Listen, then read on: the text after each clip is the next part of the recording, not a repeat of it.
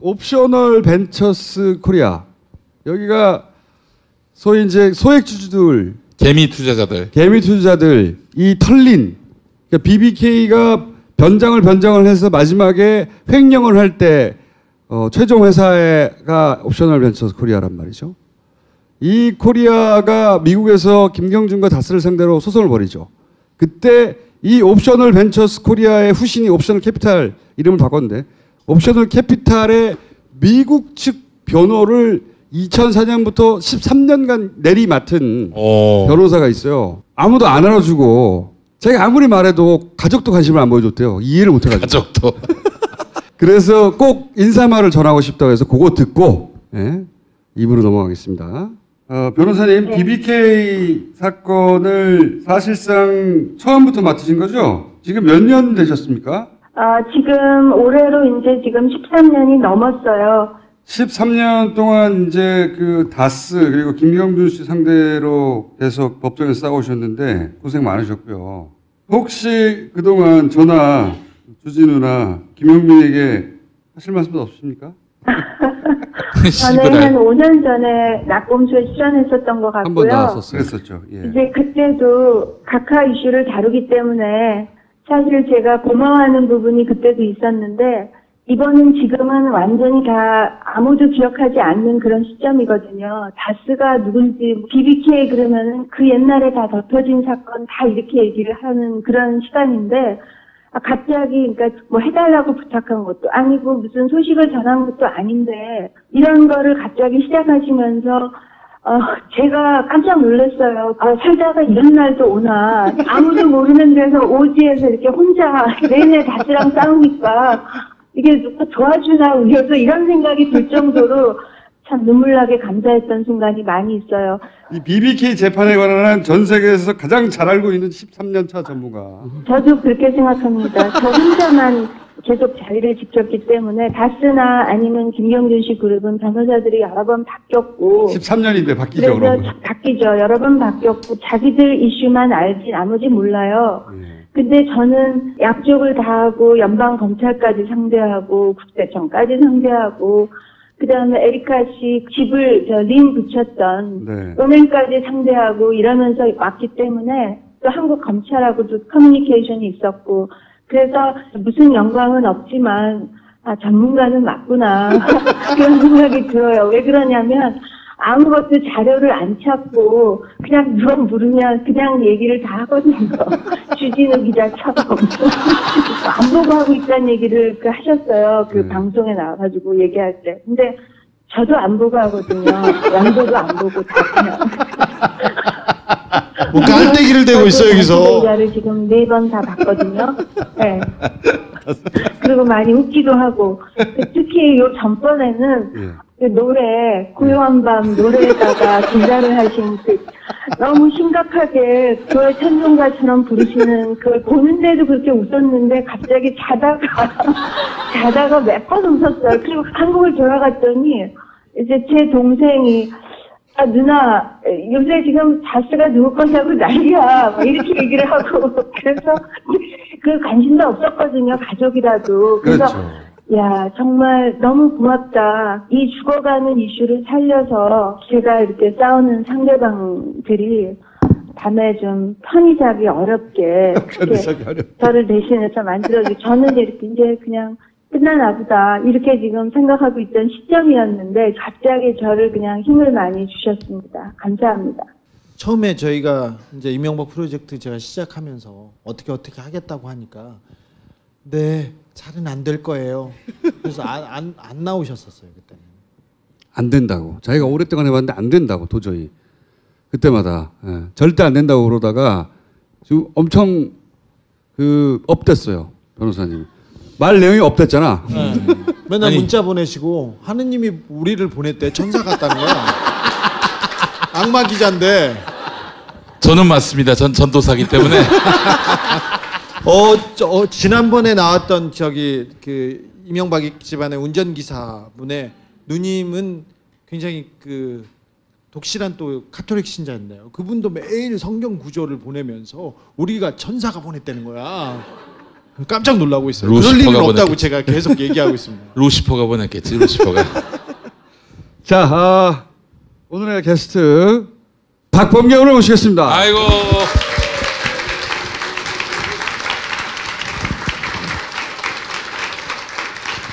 다스베이더 네. 나와서 기분 좋습니다. 반갑습니다, 여러분. 안녕하세요. 박범계 의원님 저 방에 가 보면 그 칠판이 있어요. 큰 칠판이 있는데 거기에 다스 개보도와 중요 세세한 내용들이 쫙 적혀 있어요. 네. 우리 같은 다스 전문가들이 보면 저거 있잖아. 아 저거 이렇게. 네. 맞아요. 미친 상태. 원래 이 BBK 하다 보면 미친 상태가 되거든요. 너무 복잡해가지고. 예. 자, 메리리 변호사가 다스가 하는 거짓말 몇 가지 한국에서 잘 몰라서 반론을 못하더라. 내가 일단 반론해주겠다고 한 몇 가지 일단 짚어보겠습니다. 다스가 주장하는 바는 아니 그 돈 스위스 계좌에서 동결이 풀렸어. 그래서 우리가 가져간 거야. 불법 아니야. 이렇게 주장하거든요. 맞아요. 그렇게 주장해요. 팩트는 뭡니까? 팩트는 그 동결이라는 한국어 번역을 갖고 지금 일종의 장난을 했다고 보는데 원래 있었던 동결이 미국에서 프리즈예요. 프리즈가 그래서 자물쇠로 딱 잠가서 못 가져가게 하는 게 있는데 그 자물쇠 동결은 없었던 게 맞지만 그 순간에 네. 실제로는 빨간 딱지가 말하자면 붙여져 있는 상태였습니다. 그 계좌에. 비유하자면? 그래서 동결이라는 그 한국어 단어를 갖고 지금 주장을 하지만 실제적으로는 동결이 풀려서 가져갈 수 있는 돈이 아니고 미국 연방정부의 관할권 하에 있었기 때문에 법원의 명령을 거치지 않고는 실제적으로는 가져가면 미국 형사법에 위반이 되는 상태였습니다. 그게 있습니다. 그러니까 미국 정부가 누구에게 소유권이 있다 판결하기 전까지는 법원이 관할한다. 이런 자산에 대한 관할권을 선언한 상태였기 때문에 법원이 누가 가져가라고 하기 전까지 가져가면 안 되는 거죠. 그렇죠. 네. 그런데 이 법원이 누가 가져가라고 판결하지 않았는데 다스가 가져가 버린 거잖아요. 그죠? 네, 다른 방식으로 가져간 거죠. 그러니까요. 만약에 변호사님이 네. 미국 정부의 관할권 재산에다가 손을 댔다. 지금 다스가 한 것처럼. 그럼 변호사님 어떻게 됩니까? 저는 당연히 제가 감옥에 가 있다고 생각하죠. 당연히. 혹시 덧붙이실 말씀 있습니까? 판사 출신으로서? 뭐 지당하신 말씀들을 하고 네. 있는데 깔끔한데요 이거는. 네, 깔끔하죠. 깔끔해요. 예, 예. 다스가 첫 번째 거짓말이고. 이해하셨죠? 네. 네. 두 번째 거짓말. 동결돼 있던 돈을 가져갔어요. 그러니까 이거 옵셔널이 가져갈 돈이었는데 다스가 가져갔다 이렇게 주장하니까 다스는 뭐라고 그러냐면 아니다. 다스도 옵셔널도 다 채권자다. 3자가 다투고 있었는데 그런데 우리가 먼저 능력껏 스위스 돈을 가져간 것이지 우리한테도 권한은 있었다. 이렇게 주장하거든요. 맞아요. 정확한 말이에요. 네. 실제로 미국에 그런 법이 있거든요. 그러니까 채권자가 둘일 때 어느 하나가 먼저 집행할 수 있다라는 법이 있는데 능력껏. 이분들이 판을 짤 때 그 법에 맞췄다고 생각을 해요. 그런데 네. 13년차 전문가로서 이게 왜 말이 안 되는 주장인지 반박해 주십시오. 네. 그거는 거짓말이에요. 왜 거짓말이냐 하면 스위스 계좌의 계좌 주인 이름이 알렉산드리아 인베스트먼트라는 법인체예요. 네. 그래서 미 연방 정부가 소송을 할 때도 화이트 이름이 연방 정부 대 알렉산드리아 인베스트먼트 그 계좌예요. 네. 그 돈을 가져간 시점이 2011년 2월 1일이에요. 옵셔널은 371억이라는 그 판결 채권이 예. 알렉산드리아 인베스트먼트라는 법인체에 갖고 있었어요. 네. 왜냐하면 옵셔널은 그 회사에 대해서도 똑같이 승소를 했기 때문에. 네. 그런데 다스는 김경준 씨하고 둘이 했던 그 민사소송에 알렉산드리아 인베스트먼트라는 그 법인체를 고소하지 않았어요. 네네. 그러니까 거기랑은 아예 소송이 없었어요. 그러면 그 가져간 시점에서 지금 우리는 똑같이 김경준 씨의 그 채권자로서 우리가 먼저 집행한 거다라고 할 수가 없는 거죠. 왜냐하면 김경준 씨가 다른 돈 갖다 주는 거는 우리가 뭘 할 수가 없죠. 네. 네, 그런데 그런데 그 계좌를 건드린 거잖아요. 그 그렇죠. 계좌에 대해서는 다스는 채권자가 아니었던 거죠. 그래서 똑같이 채권자였다, 우리가 먼저 가져갔다, 그 거짓말이 되는 거죠.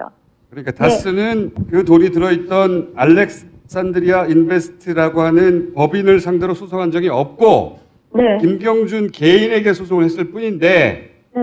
그런데 옵셔널은 김경준 개인과 그 알렉산드리아 회사 둘 다 소송을 했고 그래서 이겼고 그래서 알렉산드리아에 대해서 채권을 가지고 있었는데 네. 그런데 다스가 김경준 씨하고 합의해가지고 그 회사 돈을 빼갔기 때문에 네. 이거는 말이 안 되는 거다. 네. 김경준 씨 개인주 회사를 가져가든가 그러면 네. 그죠? 네. 정확하게 이해했습니다. 그러니까 이제 무슨 얘기냐면 그 스위스 크레딧 스위스 계좌로 이제 동결된 그 돈 140억의 형식상의 계좌 주인은 알렉산드리아 인베스트먼트라는 회사예요, 회사. 페이퍼 컴퍼니죠. 페이퍼 컴퍼니. 알렉산드리아는- 김경준이 네. 예, 만든 회사. 알렉산드리아는 김경준의 딸 이름이에요. 예, 그러면 그 돈을 빼내가려면 최소한 다스가 140억을 빼갔잖아요. 빼내가려면 김경준만을 상대로 소송하는 게 아니고 김경준이 만들었다 하더라도 그 알렉산드리아 인베스트먼트도 함께 피고로 해서 소송을 해서 판결을 받아가지고 가져가야 되는데 알렉산드리아는 정작 그 계좌주는 빠져 있었다.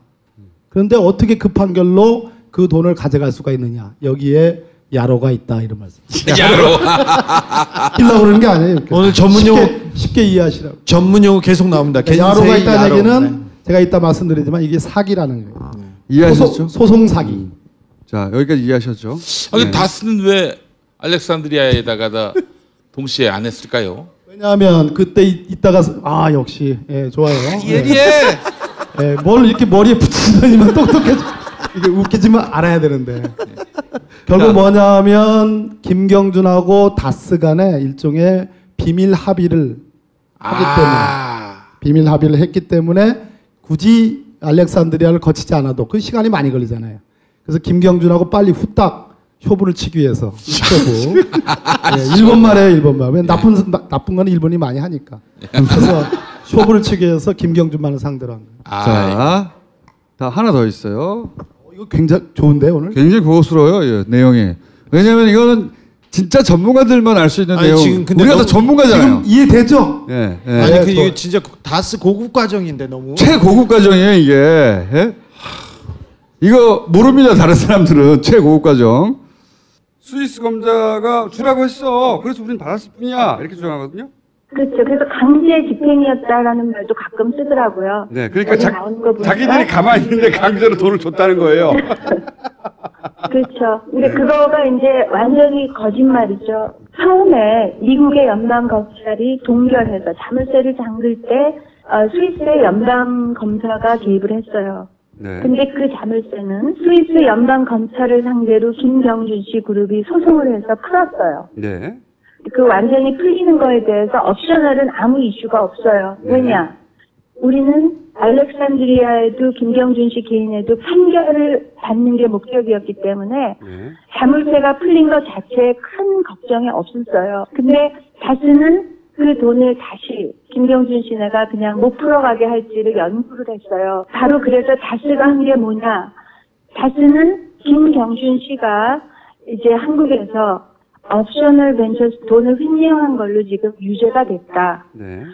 그게 우리 거냐 아니냐를 미국 연방 몰수 청구 사건에서 지금 다투는 중이다. 그렇게 얘기를 하면서 여러 가지 서류를 갖다가 제네바 시 검사한테 갖다 줬어요. 네. 이게 지금 풀리면 도둑이 가져가는 상황이니까 은행한테 못 가져가게 부탁 좀 해다오. 그래서 네.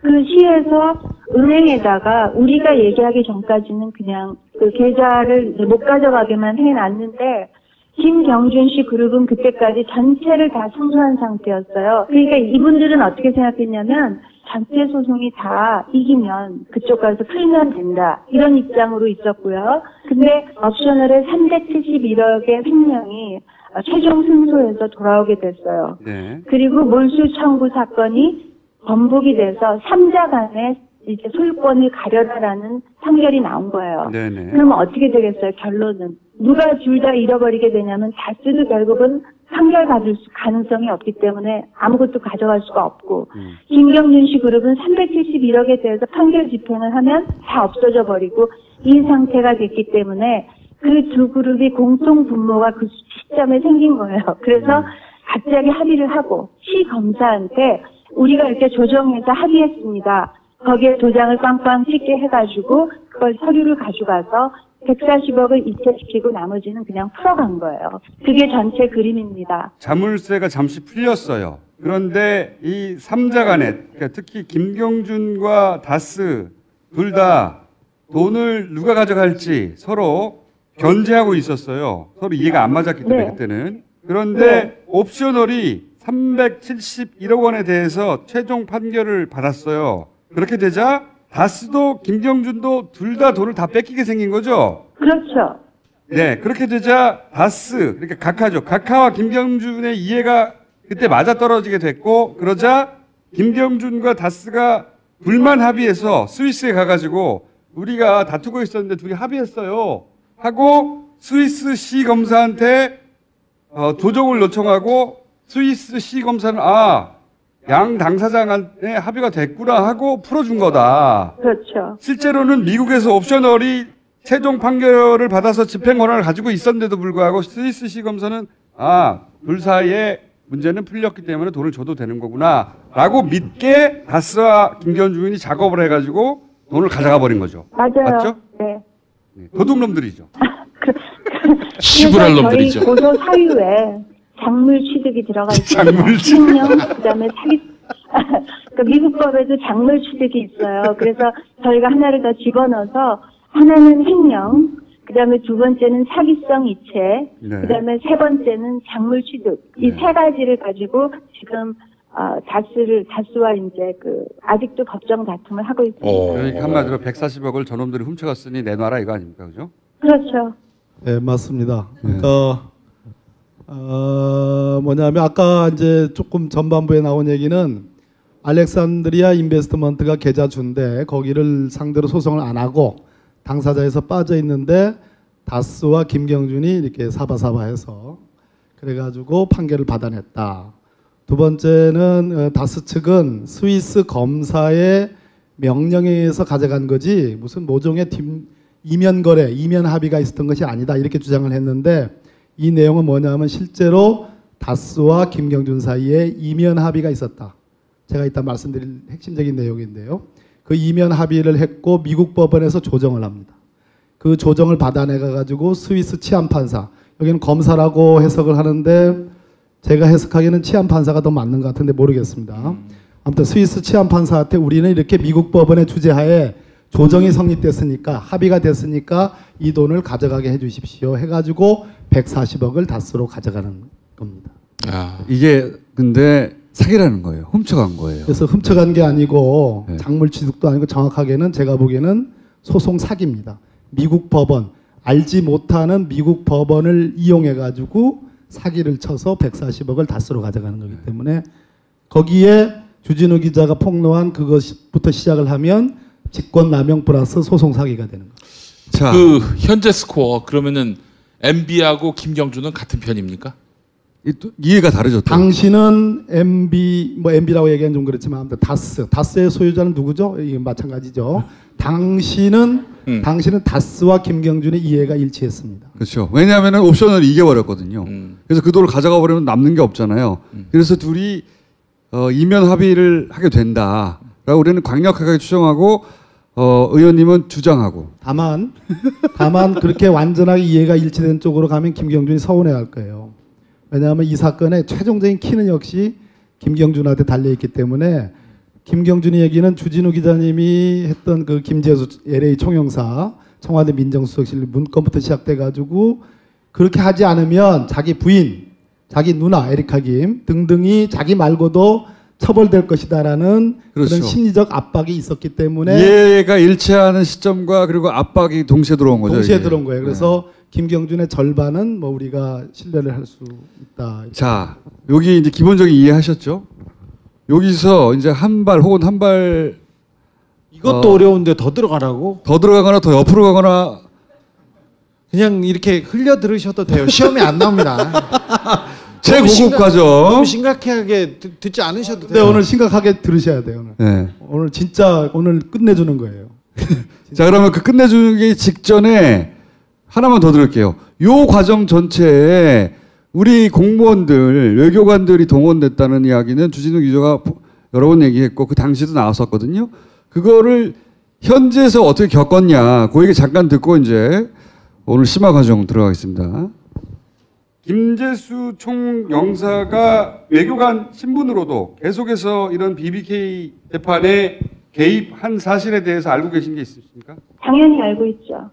어떤 때 가끔 전화도 왔고 길에서 만나도 물어보고 총영사임에도 그렇게 해도요. 네. 그거를 제가 이슈를 삼으면 그런 말 하는 저를 보고 웃지 누가 그거를 직권남용이라고 할 사람이 하나도 없던 시절이었어요. 그래서 당신은 제가 그거는 너무 당연한 걸로 생각을 당연한 했는데 걸로. 항소법원에서 그 청문회가 있을 때 그레고리 리 변호사가 그 이제 변론을 한 날인데 김재수 변호사가 와 있더라고요. 그리고 그날 저한테 얘기하더라고요. 그거 다 끝났는데 꼭 이렇게 아직까지 하셔야 되겠냐고. 저는 그분이 계속 회의하고 계속 연락하고 사건이 계류 중인 거 알아보고 하는 걸 다 알고 있었어요. 무서워서 한국 영사관에 가기가 싫을 정도였는데 주진우 기자님이 그 기사 쓰신 걸 보고 화선지에서 그 미팅한 거라든지 그 시점이라든지 이런 거가 증거로 서류로 이제 그걸 입수를 하셔서 기사화 시켰구나. 그거를 이제 저는 그때 보게 된 거죠. 그래서 깜짝 놀란 거죠.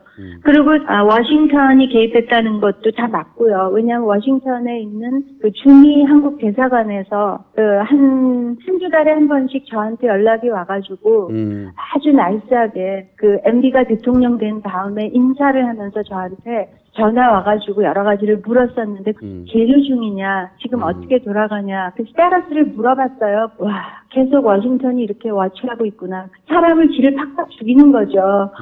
그래서 항상 다스라는 그 민간 회사지만 저는 싸움을 하는 내내 이건 다스가 아니라 거대 권력과 나는 싸우고 있구나. 이거를 이제 아는 거죠. 왜냐하면 연방 검찰도 계속해서 그 사람들을 위해서 해줬기 때문에. LA 김재수 총영사가 총영사일 때 개입한 건 당연하고 너무나 많이 봤기 때문에 그뿐만 아니라 워싱턴에 있던 주미 대사관에서도 주기적으로 연락해서 이 BBK 재판에 대해서 체크를 했다. 네. 아니 다스가 일개 사기업인데 왜 주미 대사관에서 워싱턴에서 전화를 해가지고 변호사님한테 체크를 합니까? 변호사님은 당연히 저것들이 대통령 회사구나 저게 이렇게 생각하셨던 거죠, 속으로. 속으로. 그리고 항상 한국을 들어갔다 나왔다 할 때나 아니면 영사관 옆을 지날 때 항상 겁먹으면서 다니는 거죠. 나도 뭐 시비 걸어가지고 건들지 않을까 이런 생각을 항상 하고 있는 거죠. 위압감이 들죠, 항상. 자, 그것도 굉장히 중요한 내용이죠. 네, 이거 맞습니다. 다 조사해야 돼요. 의원님 이거 조사해야 되는 거 아닙니까? 워싱턴에 당시 누가 전화했는지? 조사할 거예요. 하실 거예요? 네. 이따 제가 이제 PPT를 하기 전에 우리 주진우 기자님이 밝혀낸 거 그것을 좀 이해를 하실 필요가 있는데요. 그 김재수란 사람은 LA 총영사 이명박 정부 때 LA 총영사를 했는데 원래는 변호사입니다. 변호사고 미국 법원에서 미국의 여러 법원에서 여러 가지 소송들이 BBK 다스와 관련해서 엄청나게 소송이 많았습니다. 그 중에 이명박의 집사라고 하는 김백준이라는 사람이 이명박 대통령을 대리해서 소송을 제기한 게 있어요. 그 소송의 변호사가 이 김재수입니다. 그러니까 이명박 대통령의 완전한 대리인이에요. 근데 이 사람이 이명박 대통령이 집권하고 나서 이제 LA 총영사로 가죠. 그런데 우리 주진우 기자께서 폭로한 문건 중에 이런 게 있어요. 김경준 관련 LA 총영사의 검토 요청 사안이라는 문건을 입수했잖아요. 네. 이 문건이 어마어마하게 중요한 건데 이 목적은 아까 크레딧 스위스 계좌에 동결됐다고 했잖아요. 그 동결된 게 풀렸다 동결됐다 이렇게 여러 번 반복을 합니다. 그런데 이 문건을 만든 시점은 이명박 대통령이 집권한 직후 2008년도예요. 그래서 뭘 걱정하냐면 동결이 해제될 경우에 대비한 가능한 방안 여부 검토 이것이 목적입니다. 왜냐하면 다스로 돈을 가져가야 되는데 동결이 풀려가지고 김경준이가 돈을 어디다 다시 숨길까 봐 그걸 두려워한 거예요. 그럴 경우에 대비한 작전 계획서예요, 이거를. 그러니까 LA 총영사가 이걸 만들어 가지고 청와대 민정수석실에 행정관한테 보냅니다. 맞죠? 그렇죠. 네. 예. 그런데 그 당시에 이걸 폭로하면서 주진우 기자가 쓴 그 기사에 그 시사인 기사의 내용을 보면 조금 오늘 참을성 있게 좀 들어주세요. 예. 최고급 과정이에요 지금. 예. 네. 정말로. 이걸로 이명박은 감옥에 갑니다. 이걸로 이명박은 포토라인에 시사인 섭니다. 기사에 이렇게 됐습니다. 다음은 다스의 한 핵심 관계자의 증언이다. 이 모든 것은 이명박 대통령이 직접 관장했다. 돈 문제만은 하나하나를 직접 챙겼고 서류가 부족하거나 늦게 도착하면 청와대에서 불호령이 떨어졌다. 특히 어려웠던 미국 땡땡땡땡 문제는 이명박 대통령이 직접 해결했다. 이런 다스 관계자의 증언이 있어요. 네. 이것을 뒷받침하는 문건의 내용이 있습니다. 네. 아마 주목하지 않으셨을 것 같아요. 네. 주진우가 그걸 잘 못 봐요. 어, 서른 이만큼 있는데 아까 이 김경준 관련 LA 총영사의 검토 요청 사안이라는 이 문건이 그 전에 만들어진 문건이거든요. 이건 청와대 민정수석실, 즉 대통령 비서한테 간 소나기에 들어간 문건이에요. 이 문건의 말미 결론에 이렇게 나옵니다. 한국 정부 차원에서의 스위스 계좌의 동결 요청은 어려운 것으로 보임. 이거 어마어마한 내용입니다. 이 대책 문건에 정부 차원으로 이 돈이 풀려나갈 것 같은데 이것을 막기는 어려울 것으로 보이니까 다음 스텝을 강구해라라는 얘기입니다. 그러면 왜 한국 정부 차원에서 다스로 돈을 돌아가는 걸 김경준에서 이 돈이 풀려가지고 어디로 숨겨지는 것을 왜 두려워합니까? 다스로 돈을 받아가야 되는 것을 왜 한국 정부가 관여하죠? 바로 이 문건에 한국 정부 차원이라는 이 문건이야말로 명백한 다스로 돈이 풀려난 것에 대해서 한국 정부가 개입했다라는, 그 당시 한국 정부는 이명박 정부예요. 명백백백한 증거입니다. 명명박박한 증거.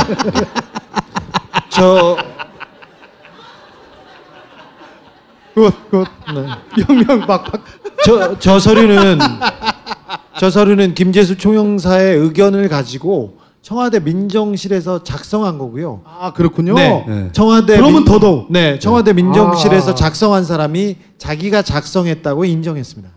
그러니까 그 의원님이 짚어주신 분이 굉장히 중요하죠. 한국 정부 차원에서 할 수 있으면 하려고 했던 거거든요. 그렇죠. 예. 알아봤어. 한국 정부 차원에서 왜 다스라는 일개 회사의 돈 문제를 한국 정부 차원에서 하려고 했어요. 직거니까. 뭐라고? 직거로 추정되니까. 예. 예. 예? 명명 뭐라고? 명명박박. 뭐 명명박박하다. 뭐 하려는가? 다 알면서.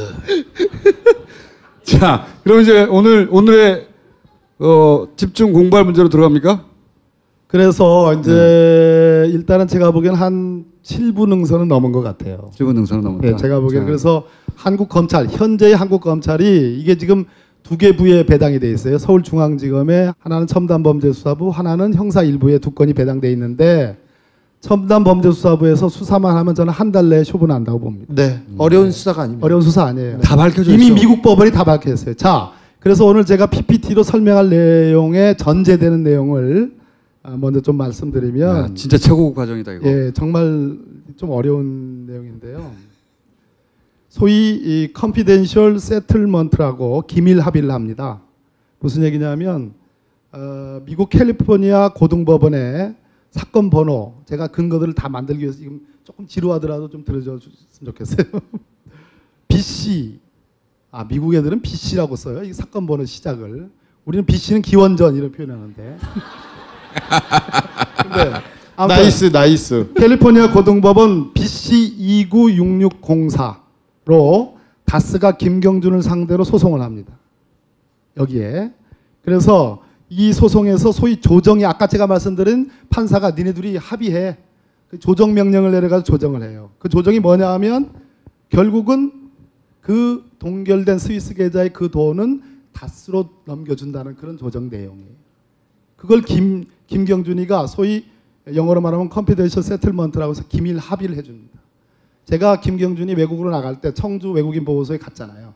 그때 가가지고 가기 전에 얘기하셨죠. 김경준이 뭐라고 그랬냐면 그때에 이 기밀 합의를 하는 이면 계약이 있다고 그랬어요. 예. 그래서 이면 계약서 내놓을 수 있느냐? 지금까지도 안 내놓고 있는데 그건 갖고 있다고 그랬어요. 예. 그 대표적인 내용이 MB에 대해서 나쁜 말 하지 않는 거 네. 이런 내용이 들어가 있어요. 예. 그런데 아무튼 요 합의에서 결정적으로 누가 빠져 있다고 그랬죠? 원래는 여기 들어갔어야지 그 돈을 풀어서 가져가는데 마땅한데 옵셔널이 빠져 있는 거죠. 아니. 그러면 알렉산드리아 인베스트. 아, 공부 잘 돼 있어요. 계좌 주인 알렉산드리아 인베스트먼트라는 회사가 피고로 안 돼 있어요. 그래서 미국 법원이 나중에 이것 때문이라도 이거는 무효인 판결이다라고 얘기를 하는 거예요. 자, 이거 이해하시겠죠? 자, 이 다음에 그러고 나서 이 미국 캘리포니아 고등법원에서 이 조정이 이루어지고 나서 2011년 2월 1일 날 다스와 알렉산드리아, 이때는 알렉산드리아가 참석합니다. 다스와 알렉산드리아 모두가 참석한 공판에서 스위스 정부는 동결을 풀어주었고 크레딧 스위스 계좌에 묶여있던 자금이 다스로 송금이 됩니다. 2011년 2월 1일의 일입니다. 자, 이걸로써 다스에게 140억이 돌려갑니다. 여기까지 전제 사실을 말씀드렸고요. 지금부터 예. 그 과정은 또 변호사님이 설명해줬고 그게 문제였는지 그 이후 네, 심화 과정. 네. 자, 지금부터 강연을 시작하겠습니다. 아, 자, 복잡한데요. 복잡한데 잘 들으세요. 이걸로 이명박이 무상급식이 됩니다. 내일 첨수부에서 10시에 굉장히 중요한 사람이 와서 이거에 대한 조사를 받습니다. 그러면 오늘 7부죠. 내일 8부 능선 넘어갑니다. 1월 말 포토라인에 서는 거 뭐 지장 없습니다. 네. 2월에 떡 돌려도 됩니까? 너 먹을 것만 생각하냐? 네, 일자는 자신 있게 자신 있게 말하지 돌리려고 말고 예. 일자는 모르겠으나 예. 제가 이 다스베이다 오늘 자료하고 이 준비한 서류를 서울 중앙지검 첨단범죄수사부에 제출할 거예요. 참고 자료로. 그러니까 중요한 거니까 봐주셨으면 좋겠습니다. 자, 여러 개의 소송이 있었는데 캘리포니아 연방법원의 사건 번호 CV03866ABC. 영어네요, 영어. 예, 당연히 영어죠. 미국 법원입니다. 웃기지 말라니까. 이 사건 번호 원고는 옵셔널 캐피털, 그러니까 옵셔널 벤처스의 후신입니다.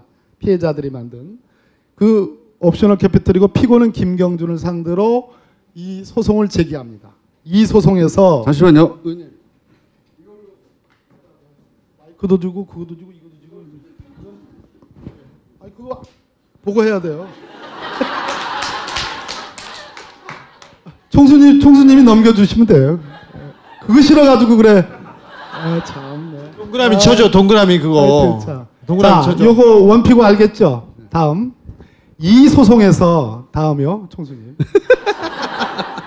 자, 이 소송에서 그 당시 이명박 정부로 넘어가기 직전에 한국 검찰이 BBK 사건을 수사했고 그것이 미진해가지고 이명박 당선자 시절에 특검이 도입됐습니다. 정호영 특검. 이 두 번의 수사가 있었어요.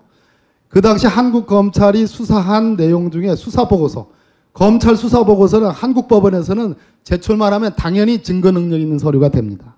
무슨 말인지 아시겠죠? 그런데 이 서류를 한국의 검찰 보고서를 증거로 제출하겠다고 하니까 미국 법원이 노 땡큐 받아들일 수 없다고 합니다.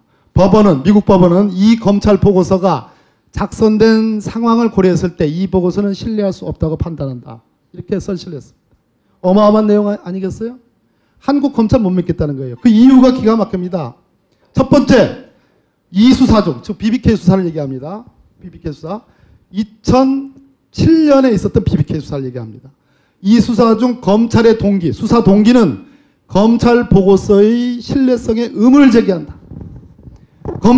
한국 검찰은 김경준에게 불리하게 진술을 해석할 만한 이해관계 및 이익이 있었고, 아니 한국 검찰은 국가기관이에요. 국가기관이 어떻게 김경준에게 불리하게 수사를 할 이익이 있었다. 누구의 이익?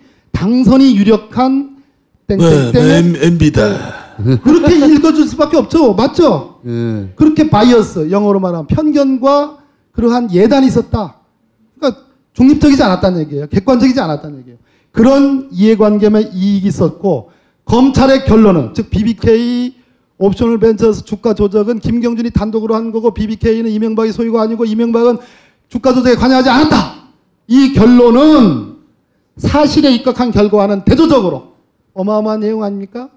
진술 그 자체에 의존했기 때문에 이 보고서는 신뢰할 수 없다. 이건 미국 법원의 판단이에요.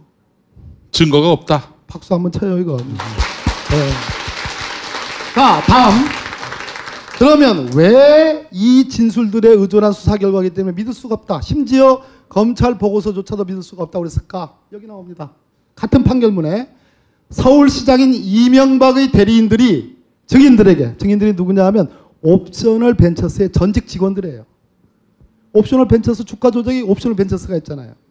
그 전직 직원들 얘기합니다. 그 증인들에게 진술 바꾸지 말고 어떤 식으로든 김경준을 돕지 말라고 강하게 책망하였기 때문에 영어로 책망 저 위에 영어 부분이 있습니다. 저거를 제가 책망이 맞는 해석인가 많이 고민했는데 그냥 사전적인 의미로 책망으로 표현했지만 사실상 이거는 압력이에요. 그죠? 책망했기 때문에 이 증인 진술들 즉 옵셔널 벤처스의 전직 직원들의 증언은 신뢰성이 떨어진다고 얘기한 겁니다. 이 사람들 증언은 뭐냐면 다 김경준이가 단독으로 주가 조작한 거다라는 증언들입니다. 그거 믿을 수 없다고 그런 거예요. 미국 법원이. 자, 증인들, 즉 옵셔널 벤처스 증인 직원들이 본인들의 진술에 서명한 후 검찰에 가면 진술하고 서명하잖아요. 증인들은 그 진술 너 절대 김경준한테 불리한 진술이고 이명박을 도와주는 그런 진술이니까 그 진술 절대 바꾸지 마 라고 이명박에 의해 압박을 받았다. 미국 법원이 인정한 사실입니다. 한국 검찰의 유도신문 놀랍죠? 피고인 측, 피고 측, 즉 누구냐 하면 김경준과 옵셔널 벤처스 전직 직원들 변호인의 부재 없다. 그리고 이명박의 보복을 두려워하는 증인들에 의해 만들어진 전직 직원들의 진술이므로 이 진술들은 신뢰성이 떨어진다고 판단했습니다. 어마어마한 내용 아니에요? 이거 한국 검찰이 그때도 지금도 보지 않고 있어요. 박수 치려면 화끈하게.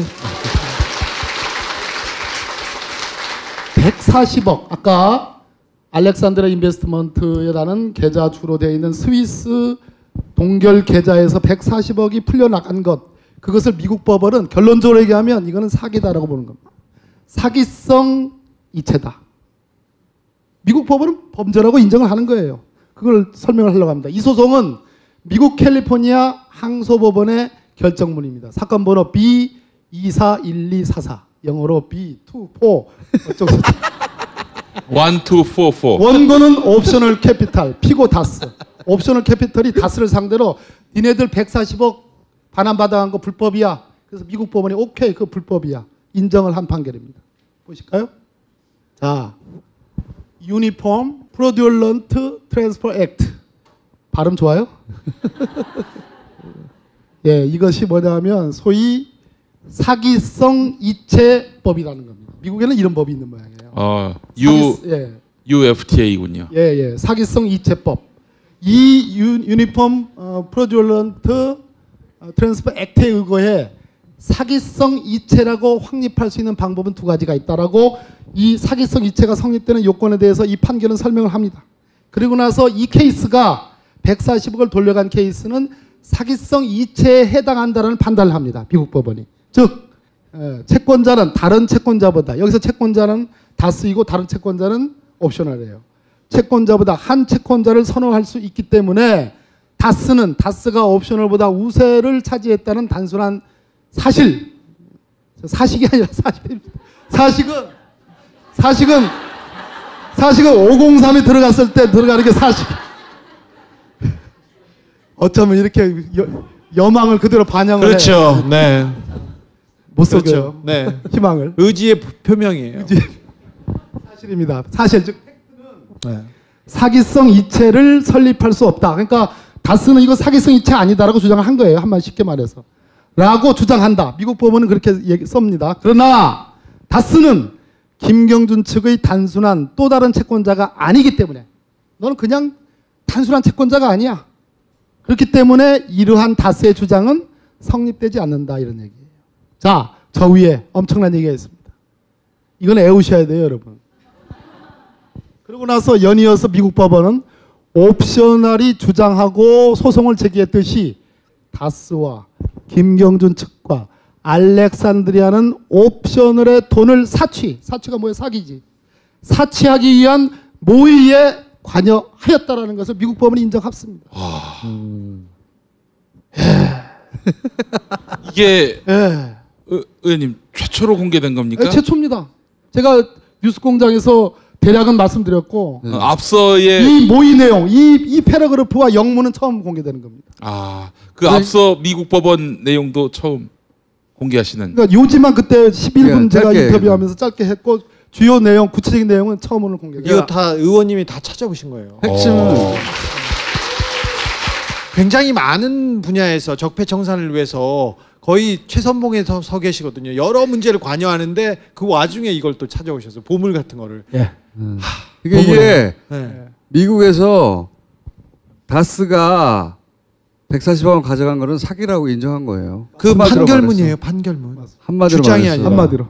네, 한마디로 다스가 가카가 사기쳐서 돈 140억 가져갔다는 거예요. 다스가. 각하가. 가카가. 자, 아까 그거는 주진우 기자가 얘기한 그 보고서, 청와대 민정수석실이 만든 보고서에 정부가라고 돼 있어요. 정부가가 누구예요? 그럼 뭐, 예, 더 이상 뭐. 가카가. 자, 사치하게 모의에 관여했다. 저걸로 다 끝난 거예요. 자, 다음. 맞아요. 그래서 결론. 다스가 크레딧 스위스 계좌로부터 돈을 돌려받는 과정은 섹션 425.16에 의해 이는 미국 법으로 보호받는 행위가 아니었고 사기라는 얘기네요. 불법이라는 얘기예요. 네. 옵셔널의 자금이 알렉산드리아 계좌로 들어가는 흐름을 충분히 추적해서 증명하였기에 다스가 주장하는 소송 특권, 아까 둘이 사바사바에서 조정한 그 미국 캘리포니아 항소법원, 고등법원에서 했던 거 있잖아요. 그거는 사바사바 한 거기 때문에 거기서 소송 특권을 다스가 주장했지만 우리 법원, 이 법원은, 이 항소법원은 옵셔널의 주장을 막을 수가 없다. 이런 옵셔널에게 우선권이 있다. 그렇죠. 다스의 소송 특권은 인정할 수 없다는 얘기. 돈은 옵셔널을 가져간다는 얘기예요. 예. 그렇습니다. 이 다음에 나옵니다. 이 마지막만 보시면 돼요. 고로 소송 특권, 다스의 140억 가져간 그 소송에서의 합의에서 조정한 거, 거기서 소송 특권을 다스가 주장했지만 적용되지 않는다. 즉 보호받지 못한다. 즉 이 돈은 옵셔널로 돌려가야 될 돈이다. 이런 얘기입니다. 자, 의원님. 깔끔합니다. 네, 굉장히 명쾌해지는데요. 네. 네. 미국에서 그러니까 우리가 5년 전부터 주장했던 6년 전부터 주장했던 옵셔널이 받아갈 돈을 다스가 뺏어갔어. 이 얘기 줄기차게 했거든요. 6년 전부터. 이게 판결로도 확인이 되는 거예요. 그런데 그게 다스가 이게 이제 다시 더욱 자세히 알게 된 것은 다스라는 회사가 뺏어간 게 아니라 각하가 청와대에 있을 때 그 밑에 공무원들이 동원되어서 그 돈을 가져간 거 아닙니까? 잡혀가야 되는 거예요, 이제. 그리고 이건 명백하게 청와대가 나서서 불법을 이 사기를 자기네들이 기획하고 조정하고 그다음에 다 조작했던 내용이 다 보여 있어요. 앞에 다 잡혀 있고 이 내용이 있으므로 이거는 뭐 명확하게 책임을 이명박한테 물을 이게 수 얼마나 악랄하냐면요. 자기들이 사업하다 실패했어요. 근데 그 돈을 보전받으려고 일단 개미 투자자들을 사기쳤잖아요. 그렇죠? 그리고 그 돈을 먹고 튀었어요.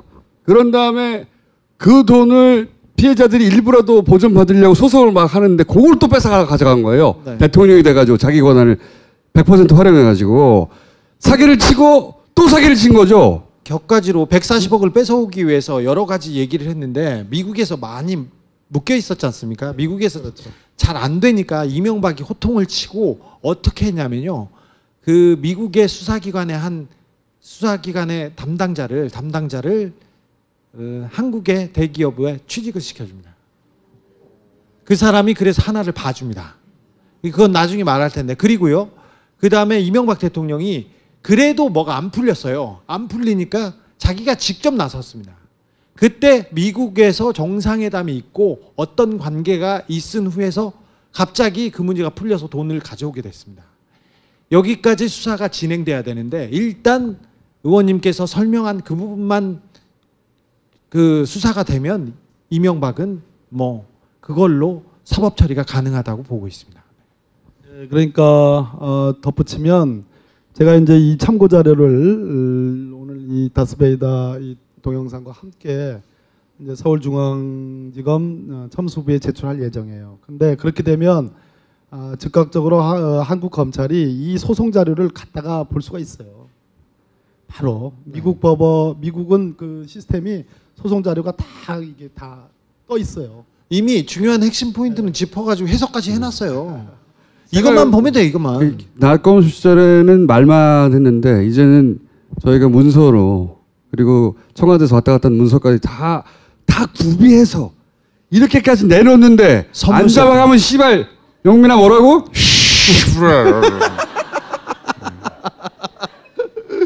다 왔어. 정말 이렇게까지 만들어줬는데 이거 안 잡아가면 말도 안 되는 거예요. 다 왔어요 진짜로. 그냥 진짜 수저를 떠주기까지 한 건데. 그 소원세까지 넣어준 거야 지금. 판사님이니까 입에다 넣어준 거야, 입에다. 판사님이셨으니까 이거 잘 알 거 아니에요. 이거는 아까 말했던 이제 소송 사기라는 건데요. 네.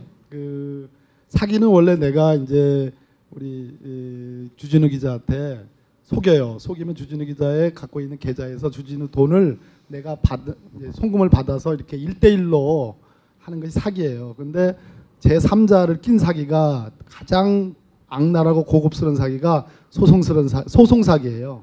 즉 주진우 기자가 쉽게 돈 줄 것 같지 않으니까 내가 주진우 기자를 상대로 피고를 잡아가지고 법원에 소송을 제기합니다. 아까 똑같죠? 그럼 판사를 속여요. 증거 자료를 뭐 조작을 한다든지 또는 뭐 모종에 뭐 이렇게 제3자를 끼워가지고 합의를 하는 방식으로 그 판사가 진실에 도달하기 직전에 판사가 속아가지고 주진우 너는 박범계한테 돈을 줘라고 명령을 내립니다. 그럼 주진우는 주기 싫은 돈인데 울며 겨자 먹기로 어쩔 수 없이 돈을 줘요. 그래서 법원이라는 신뢰받는 기관을 껴서 하는 사기가 소송 사기입니다. 이게 대표적인 겁니다. 미국이 사기성 이처라고 봤잖아요. 네. 소송 사기입니다. 그 소송 사기를 하기 위해서 2008년부터 청와대 민정수석실하고 LA 총영사관에 이렇게 긴밀한 그런 협의와 문건을 만들고 작전에 들어간 거예요. 의원님이 보시기에 요건으로 포토라인에 서서 구속이 될 수 있는 사안이라고 보시죠. 주어는 없는 거죠. 예, 주는 없네. 네. 이거는 굉장히 아까 제가 말씀드렸죠. 악랄한 아까 우리 김원준 총수께서 뭐라고 그랬냐면 사기에 또 사기예요. 1차는 옵셔널 벤처스 주가 조작으로 개미 군단 완전히 작사를 1000억대 작사를 내버렸잖아요. 거기에 이명박이 책임이 있느냐 없느냐 그것이 곧 BBK 소유냐 아니냐이잖아요. 그런데 제가 이 자리에 와가지고 자금 흐름도 역시 네. 미국 법원에서 나온 자금 흐름도 쭉 설명했잖아요. 거기에 다스부터 시작돼가지고 돈 세탁 거쳐가서 나간 거 말씀드렸잖아요. 두 번째 그게 설사 아니라도 마지막에 그 김경준이가 횡령해가지고 371억 동결해 놓은 거 그거 좀 찾아가지고 1000억대 손해를 본 그 피해자들이 일부라도 좀 보존하려고 했는데 그것마저도 140억 가져가 버린 거예요. 대통령 되고 나서. 대통령 되고 나서. 아 잠깐. 이명박 정부 시절에 나는 할 일이 많은 사람이요. 아니 진짜 나쁜 놈이에요 진짜. 대통령까지 됐잖아. 돈 많잖아. 그리고 지가 사기쳐가지고 횡령한 거잖아. 그러면 140억이라도 가져와서 개미들 좀 가져가게 둘 수도 있잖아. 그걸 끝까지 씨발 모든 권력을 다 동원해서 지가 다 도로 가져간 거야. 그때 우리가 6년 전에 뭐라고 그랬냐 낙검수 할 때 요 140억으로 다시 네가 감옥 갈 거라고 했었어. 그런 얘기 했었습니다. 그때. 참고로 그 말은 내가 편집한 것 같은데. 했었어 우리가. 참고로 일선 법원에서 저도 판사할 때 양형 기준이 1억 원 사기치면 1년이에요. 징역 1년. 아까 얼마 하냐고 그랬잖아요. 그런데 우리나라는 참 지랄 맞는 게 권력자 재벌로 올라가면 100억대로 달라져요. 무슨 말씀인지 아시겠죠? 서민의 1억이 재벌의 100억이 되는 거예요. 예? 그럼 100억을 치더라도 이 돈이 얼마예요? 140억이잖아요. 10억씩 치면 14년이고 140억, 100억씩 치면 1년 4개월인데 어찌됐든 이거는 완전한 실형감이에요. 실형 안 되면 다 박범계 연실로 달려갔어요 이제.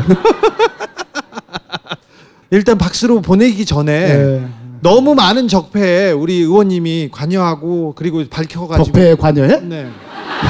적폐 청산에 관여하지 적폐에 관여해서 덮으려고 이렇게 하는 세력들을 잡아내고 계세요. 특별히 이 다스 문제하고 한 가지만 여쭤보고 가자 진짜. 그냥 하나만 더 롯데, 하자면 롯데 롯데월드. 어떻게 돼요? 롯데월드. 네. 롯데월드. 그 부분 어떻게 되고 있어요? 뭐 나옵니까? 롯데월드. 자, 단순 그건 다음 주에 나오고 사시는데 오늘은 단답형으로 뭐 나온다, 뭐 안 나온다. 뭐가 나와 있죠? 제가 알기로는 있다고 알고 있어요. 있다 알고 있는데 이것도 역시 수사하기 나름이에요. 문무일 검찰총장이 그 국정감사에서 본인이 제2롯데월드 석촌호수 이쪽 또 성남 공군기지 이쪽 지리를 잘 안다고 그랬어요. 그리고 이분이 왜 그 지리를 잘 알까? 자기가 여러 번 가봤대요. 산책한 거 아닌가요? 아니면 뭐 그거는 관심이 있다는 얘기예요. 그리고 의원님, 어쩌면 수사 자료가 있을 수 있다. 뭐가 나왔죠? 아니 의원님 뭐가 나왔죠? 우리끼리 얘기하자고요. 뭐가 나왔 우리 나왔다 안 나왔다. 아니, 그러니까 마음 먹게 달렸는데. 아니 고등어 구이 먹으면서 얘기했잖아. 제가 한마디 알듯 모를 듯한 얘기만 하나 할게요. 왜 MB가 바레인을 갔을까요? 이 정도면 알듯 모를 바레인과 롯데와 연결이 되는군요.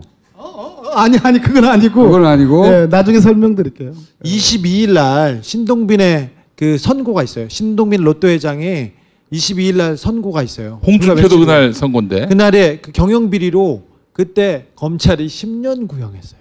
얼마 전에 뇌물공여로 4년 구형했는데 자, 2일 날 선고가 많아요. 네. 홍준표, 이완구, 신동빈 막 줄줄이에요. 네.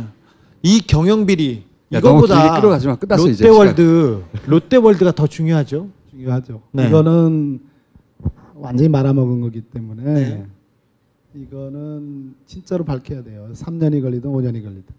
아니 근데 3년 5년 못 기다리고 이번에 금방 드러나잖아요. 밝혀야 돼요. 금방 드러나죠? 수사하긴 달렸어요. 안 넘어오는데. 아니 그러니까 단답형 뭐가 나오긴 나왔다. 고마해. 오늘은 여기까지 하겠습니다. 감사합니다.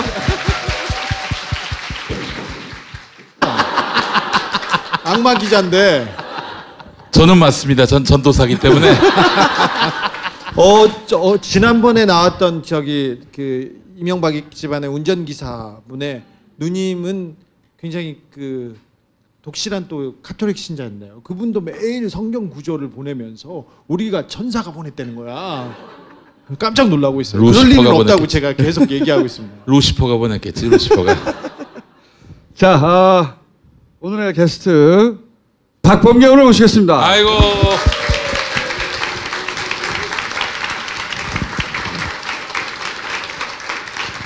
다스베이더 네. 나와서 기분 좋습니다. 반갑습니다, 여러분. 안녕하세요.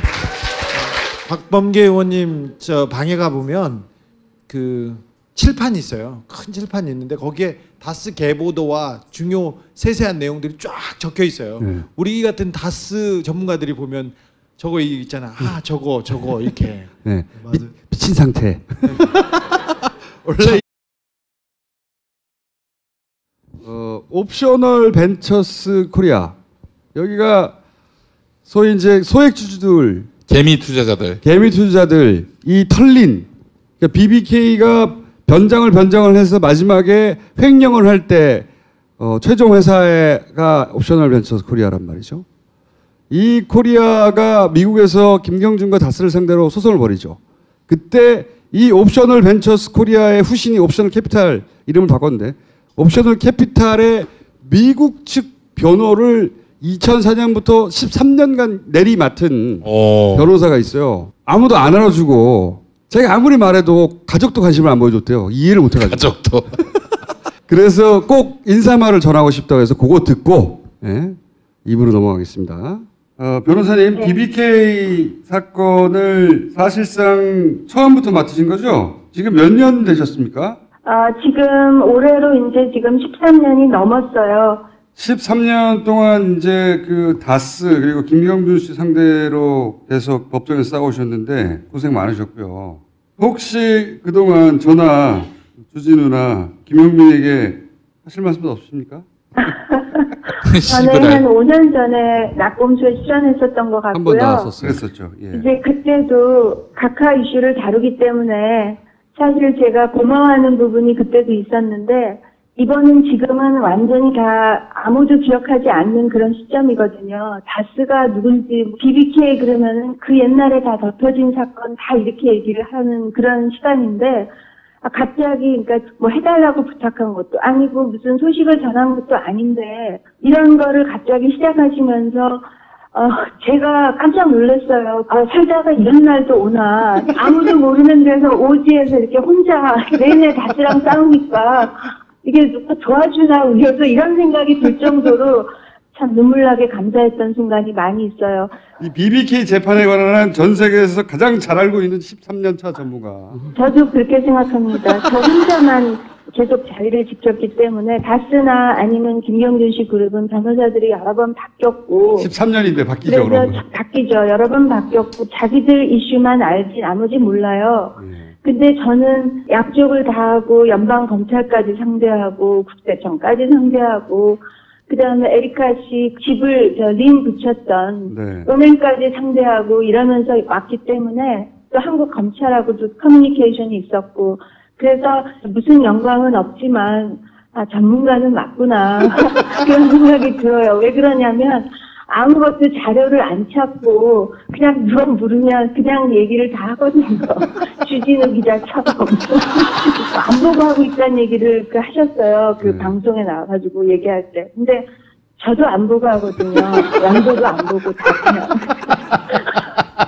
뭐 깔때기를 대고 있어 여기서. 기자를 지금 4번 다 봤거든요. 네.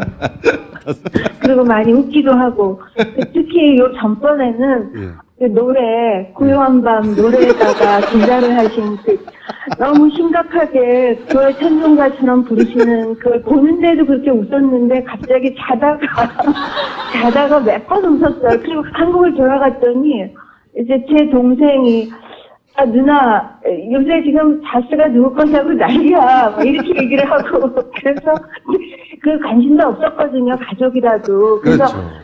야 정말 너무 고맙다. 이 죽어가는 이슈를 살려서 제가 이렇게 싸우는 상대방들이 밤에 좀 편히 자기 어렵게 그렇게 저를 대신해서 만들어주고 저는 이렇게 이제 그냥 끝나나 보다 이렇게 지금 생각하고 있던 시점이었는데 갑자기 저를 그냥 힘을 많이 주셨습니다. 감사합니다.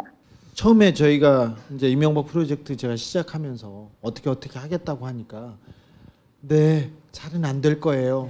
그래서 안 나오셨었어요 그때는. 안 된다고. 자기가 오랫동안 해봤는데 안 된다고 도저히. 그때마다 절대 안 된다고 그러다가 지금 엄청 업됐어요 변호사님. 말 내용이 업됐잖아. 맨날 문자 보내시고 하느님이 우리를 보냈대 천사 같다는 거.